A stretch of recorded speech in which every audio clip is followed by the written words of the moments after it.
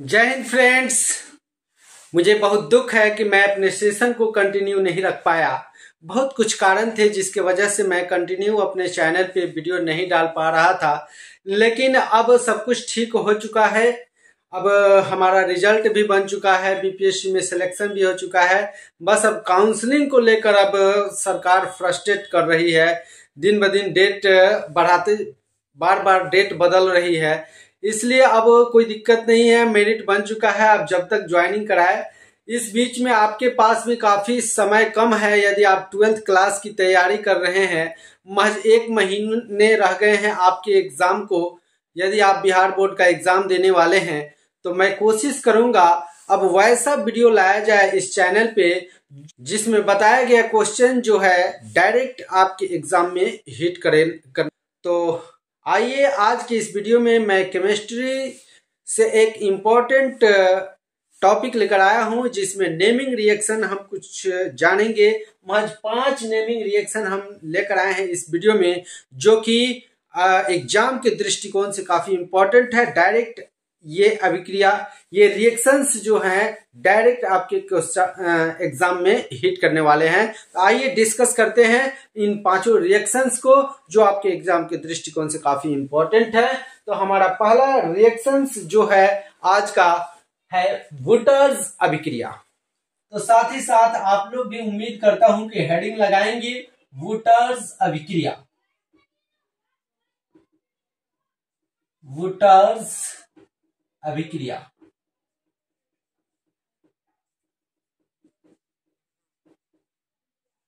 बहुतों जगह आपको ऐसे भी वुटर्स अभिक्रिया लिखा हुआ मिलेगा।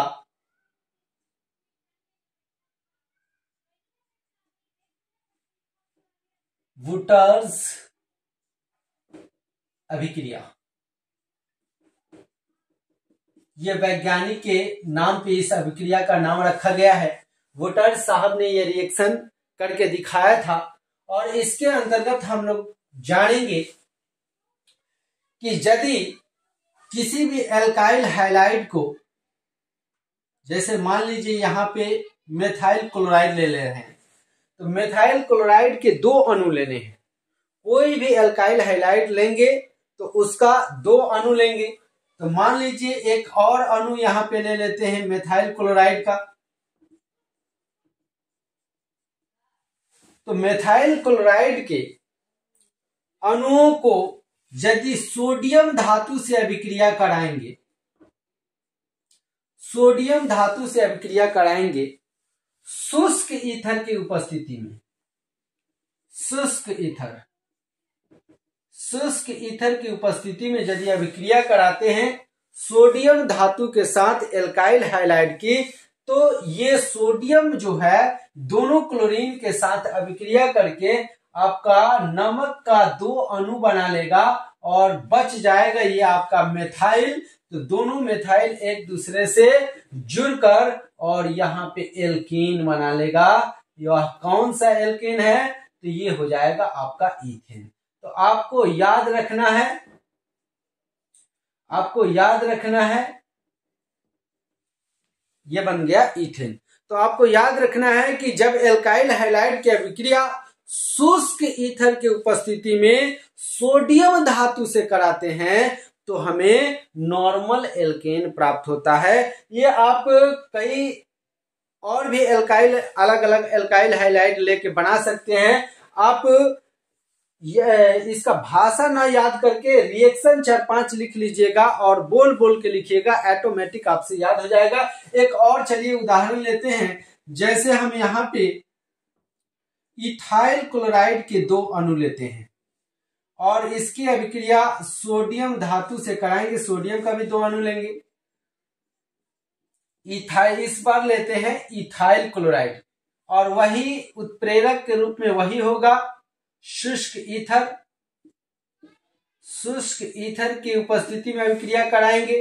तो फिर दोनों क्लोरीन जो है सोडियम के साथ अभिक्रिया करके नमक के 2 अणु बना लेंगे और ये दोनों इथाइल जो है आपस में यहाँ पे जुड़ जाएंगे और यहाँ पे जो निर्माण होगा एल्केन, इसको बोलेंगे नॉर्मल ब्यूटेन।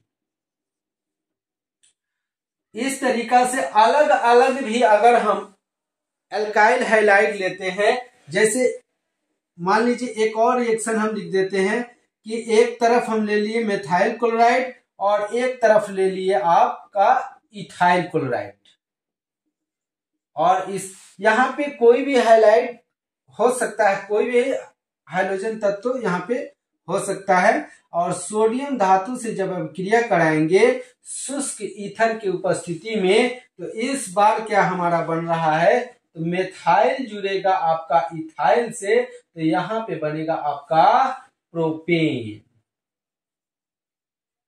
और यही ये नमक इधर लिख सकते हैं। तो इस तरह से रिएक्शन अपने आप लिख के 2-3 रिएक्शन आप इसको याद कर सकते हैं। बहरहाल आपको एग्जाम में भाषा भी लिखना है तो आप भाषा लिख लेंगे पहले ऐसे हेडिंग लगा के एग्जाम में, और उसके बाद लिख सकते हैं कि जब एल्काइल हैलाइड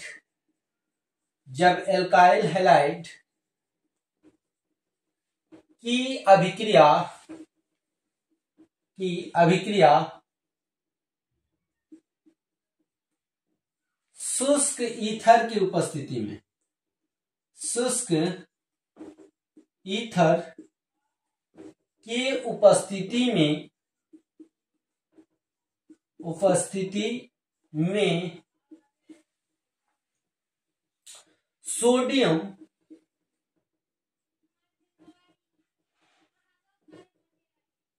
सोडियम धातु से कराते हैं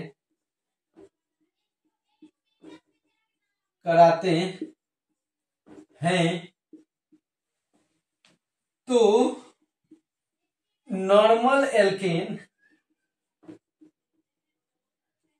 प्राप्त होता है। यह अभिक्रिया वुटर्स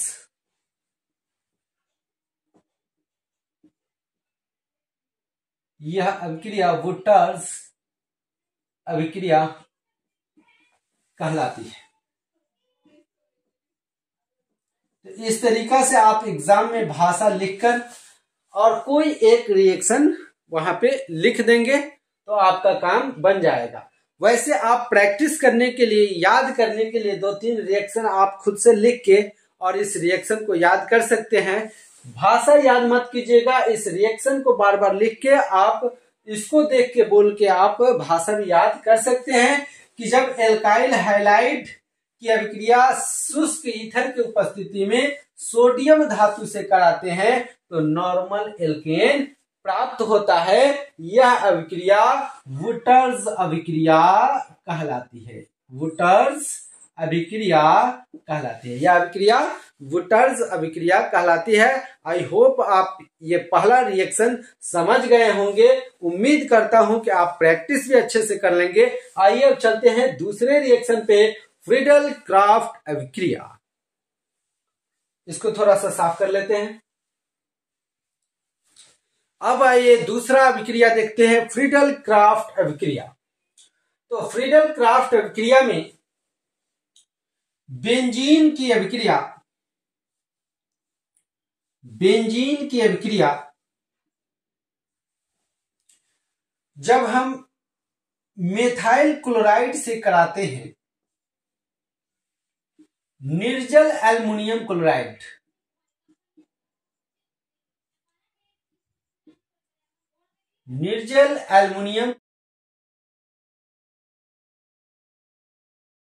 क्लोराइड की उपस्थिति में, निर्जल कहिए या शुष्क कहिए या ड्राई कहिए, निर्जल एल्युमिनियम क्लोराइड की उपस्थिति में जब बेंजीन की अभिक्रिया मेथाइल क्लोराइड से कराते हैं तो इस अभिक्रिया में ये जो क्लोरीन है ये बेंजीन से इस यहां पे मौजूद हाइड्रोजन को प्रतिस्थापित कर देता है। आपको पता होगा कि बेंजीन का स्ट्रक्चर कुछ इस प्रकार से होता है। यहां पे 6 कार्बन होता है और एक कार्बन को छोड़कर और डबल बॉन्ड से ये दो कार्बन जुड़े होते हैं, आपको पता होगा। और प्रत्येक कार्बन पे एक एक हाइड्रोजन होता है, प्रत्येक कार्बन पे एक एक हाइड्रोजन होता है। इसलिए बेंजीन का अणु सूत्र जो होता है C6H6, यानी जितना कार्बन होता है उतना हाइड्रोजन होता है। तो ये वाला क्लोरीन परमाणु जो है हाइड्रोजन परमाणु को प्रतिस्थापित कर देता है और इसके साथ HCl अम्ल बना लेता है, और ये मेथाइल जो है इसके जगह पर स्थापित होकर और यहां पे बेंजीन रिंग में जैसे मेथाइल जुड़ जाता है तो इसी को कहा जाता है टॉलुइन। टॉलुइन इसी को कहा जाता है। तो इसके भाषा को यदि याद करना हो तो आप बोल सकते हैं कि जब बेंजीन की अभिक्रिया निर्जल एल्युमिनियम क्लोराइड की उपस्थिति में मेथाइल क्लोराइड से कराते हैं तो अभिक्रिया के फलस्वरूप टॉलुइन प्राप्त होता है। यह अभिक्रिया फ्रीडल क्राफ्ट अभिक्रिया कहलाती है। फ्रीडल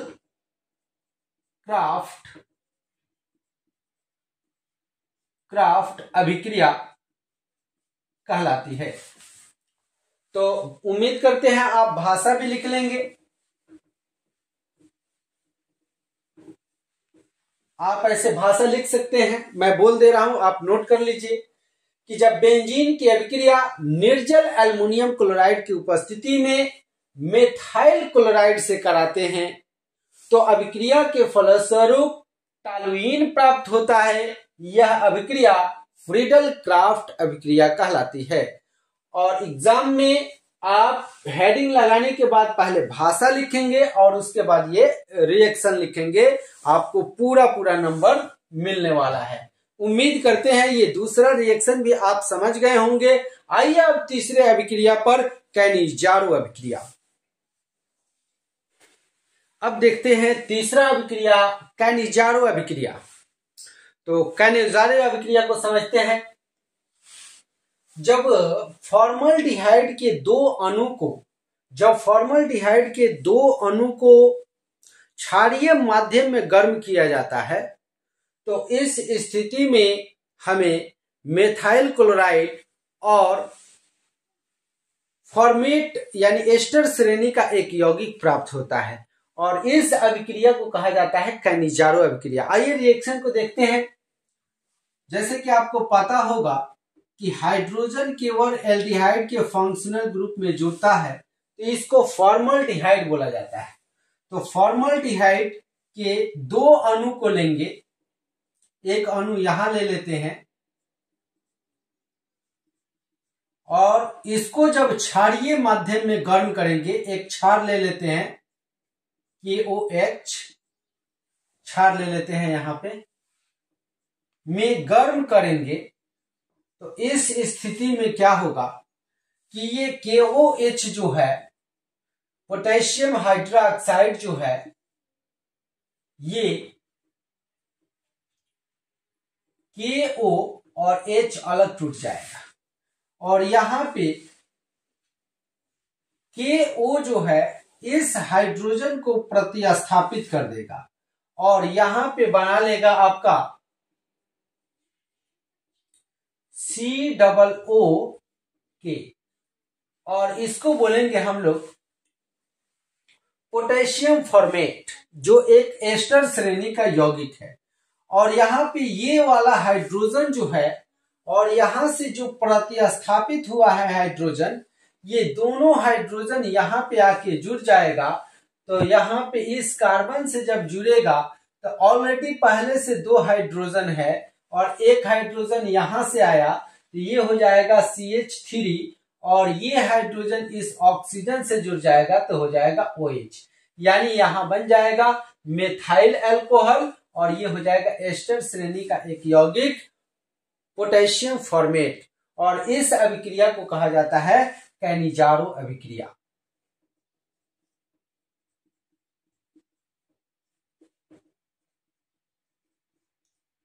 यदि इसका भाषा लिखना चाहें तो इस प्रकार से लिख सकते हैं,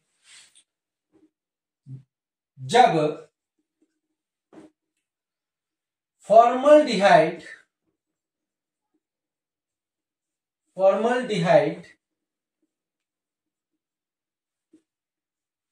के दो अणुओं को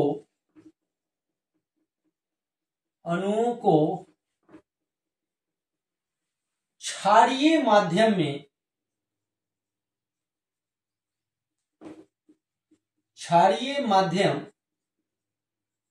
में गर्म किया जाता है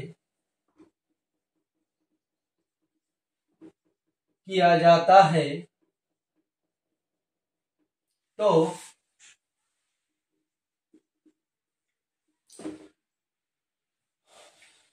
एस्टर तथा एल्कोहल के एक एक अणु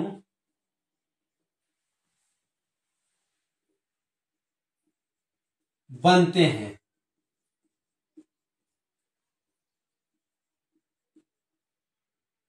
इस अभिक्रिया को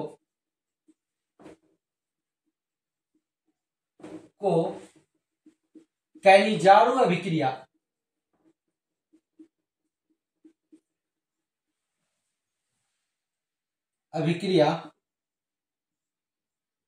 कहा जाता है,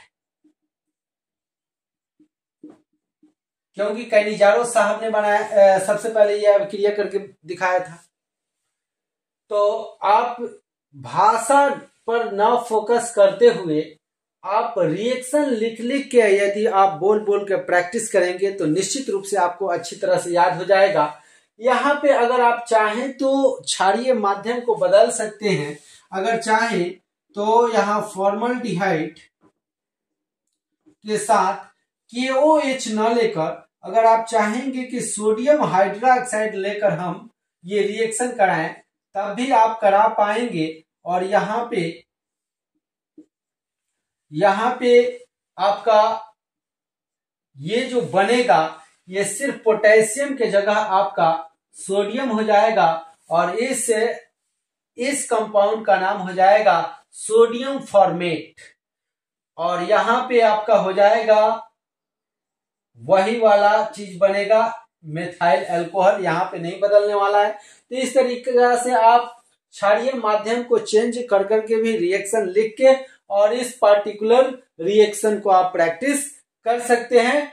इसको कैनिजारो अभिक्रिया कही जाती है। आपको एक बात पता होगा, नोमेनक्लेचर आप पढ़े होंगे ऑर्गेनिक कंपाउंड्स का, कि यदि इस हाइड्रोजन के जगह पर मेथाइल आ जाता है तो इसको कहा जाता है सोडियम एसीटेट। हाइड्रोजन रहता है तो इसको कहा जाता है सोडियम फॉर्मेट। ये आप एसीटेट, फॉर्मेट और एसीटेट पढ़े होंगे। आप एल्डिहाइड जब पढ़े होंगे या एस्टर जब पढ़े होंगे तो निश्चित रूप से ये नोमेनक्लेचर आप पढ़े होंगे। ठीक है, उम्मीद करता हूं कि आप जानते होंगे। अब अगला रिएक्शन हम लोग देखते हैं, कोल्बे अभिक्रिया। आइए अब देखते हैं चौथा रिएक्शन, कोल्बे अभिक्रिया। आइए पहले रिएक्शन देखते हैं। तो आपको पता होगा कि जब बेंजीन रिंग में अल्कोहल का फंक्शनल ग्रुप जुड़ जाता है तो इसको फिनॉल कहा जाता है। तो रिएक्शन है हमारा कि जब फिनॉल की अभिक्रिया, ये आपका फिनॉल हो गया, जब फिनॉल की अभिक्रिया सोडियम हाइड्रोक्साइड से कराते हैं, NaOH, सोडियम हाइड्रोक्साइड से कराते हैं, तो इस अभिक्रिया में यहां पे OH जो है हाइड्रोजन के साथ अभिक्रिया करके ये सोडियम ऑक्साइड जो है OH को प्रतिस्थापित कर देती है और यहाँ पे OH हाइड्रोजन से अभिक्रिया करके ये पानी बन के निकल जाता है और ये सोडियम ऑक्साइड इस पर बेंजीन रिंग के साथ जुड़कर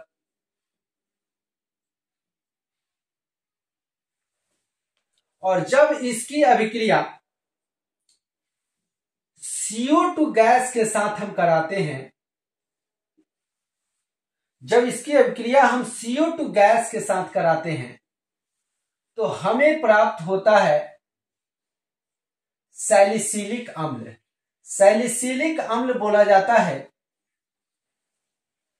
यहां पे ये हाइड्रोजन पहले से उपलब्ध है, आपको पता है, और इस हाइड्रोजन से आकर जब CO2 जुड़ता है तो यहां हो जाता है COOH, यानी कार्बोक्सिलिक अम्ल का फंक्शनल ग्रुप बन जाता है, और इस पार्टिकुलर कंपाउंड को बोला जाता है सैलिसिलिक अम्ल। सैलिसिलिक अम्ल, और इस अभिक्रिया को बोला जाता है कोल्बे अभिक्रिया। तो अगर इसका आप भाषा लिखना चाहें तो लिख सकते हैं कि जब फिनॉल की अभिक्रिया सोडियम हाइड्रोक्साइड के साथ कराते हैं तो हमें सोडियम फिनॉक्साइड प्राप्त होता है, और इसकी अभिक्रिया जब CO2 के साथ कराते हैं तब हमें सैलिसिलिक अम्ल प्राप्त होता है, जिसे हाइड्रोक्सी बेंजोइक अम्ल भी आप बोल सकते हैं। इस संपूर्ण अभिक्रिया को कोल्बे अभिक्रिया कही जाती है। अब आइए लास्ट, हमारा आज के इस वीडियो का लास्ट रिएक्शन है कार्बिल एमीन अभिक्रिया। इसको देखते हैं और उसके बाद अगले एपिसोड में लेकर आएंगे और भी कुछ इंपॉर्टेंट नेमिंग रिएक्शंस। आइए पहले उसको देखते हैं। अब देखेंगे इस वीडियो का अंतिम रिएक्शन कार्बिल एमीन अभिक्रिया। आइए पहले रिएक्शन देखते हैं। तो यहाँ पे आपको पता होगा कि जब एमीन के फंक्शनल ग्रुप NH2 किसी एल्काइल से जुड़ा होता है तो इसको प्राइमरी एमीन कहा जाता है। आपको पता होगा अगर आप नोमेनक्लेचर पढ़े होंगे तो। यदि NH होता है तो इस स्थिति में दो एल्काइल समूह जुड़ा होता है इससे, और इसको कहा जाता है सेकेंडरी एमीन। और यदि N होता है तो इस स्थिति में इससे तीन एल्काइल समूह जुड़ा होता है और इसको कहा जाता है टर्सरी एमीन। ये यदि आप नोमेनक्लेचर ऑर्गेनिक कंपाउंड्स का पढ़े हैं तो ये आपको पहले से मालूम होगा। तो इस रिएक्शन में हम जानेंगे कि किसी प्राइमरी एल्काइल, मान लीजिए यहाँ पे मेथाइल, किसी प्राइमरी एमीन, मान लीजिए कि यहाँ मेथाइल एमीन ले लेते हैं, और प्राइमरी एमीन की अभिक्रिया क्लोरोफॉर्म से हम कराते हैं, CHCl3 क्लोरोफॉर्म से किसी क्षारीय माध्यम में कराते हैं, तो इस स्थिति में आप पाएंगे कि यहाँ पे ये एल्काइल जो है, एल्काइल और इससे जुड़ा एमीन जो है, इससे हाइड्रोजन विस्थापित हो जाता है, डायरेक्ट आके इससे जुड़ जाता है कार्बन। कार्बन डबल बॉन्ड और एक कोऑर्डिनेट बॉन्ड द्वारा जुड़ता है। आपको पता है कि कार्बन पे अधिकतम 4 बॉन्ड होते हैं, और ये 4 बॉन्ड, 2 तो आपका यहां से जुड़ा है और एक कोऑर्डिनेट बॉन्ड। आपको पता होगा कि कोऑर्डिनेट बॉन्ड का मतलब कि ये सामने वाला जो एटम है वो पेयर इलेक्ट्रॉन को साझा करता है, उसको कोऑर्डिनेट बॉन्ड कहा जाता है। तो 2 इलेक्ट्रॉन यहां से और 2 यहां से, तो इसको 4 ऑन पेयर इलेक्ट्रॉन मिल जाएंगे, तो यहाँ पे बॉन्ड पेयर कार्बन का बन जाएगा। तो इस तरह से जो ये यौगिक, पार्टिकुलर यौगिक बना है, इसको बोलेंगे मेथाइल आइसोसाइनाइड। इसको बोलेंगे मेथाइल आइसोसाइनाइड, और इसमें एक विशेष प्रकार की दुर्गंध होती है और ये एक जहरीला कंपाउंड हो जाता है। और इसके साथ साथ एक और पदार्थ बन जाता है, पोटेशियम के साथ क्लोरीन आके जुड़ जाएगा। क्लोरीन 3 है तो यहाँ पे 3 कर लेंगे, पोटेशियम 3 है, यहाँ 3 लगा लिए। अब यहाँ पे एक और पदार्थ बन जाएगा H2O, और बैलेंस कर लेते हैं यहाँ पे। तो हाइड्रोजन का को काउंट करते हैं यदि, तो यहाँ पे हो जाएगा 3 हाइड्रोजन, यहाँ एक 4 और 4 और 3 4, और एक 4 और 3 यहाँ पे 7 और 7 2 9 हो जाएगा। तो यहाँ पे 3 3 और 3, और यहाँ पे हो जाएगा 3 रखेंगे तो 3 दूनी 6, यानी 9 हो जाएगा। और ऑक्सीजन देखें तो यहाँ 3 है और यहाँ भी आपका 3 है, तो इस तरह से बैलेंस हो जाएगा।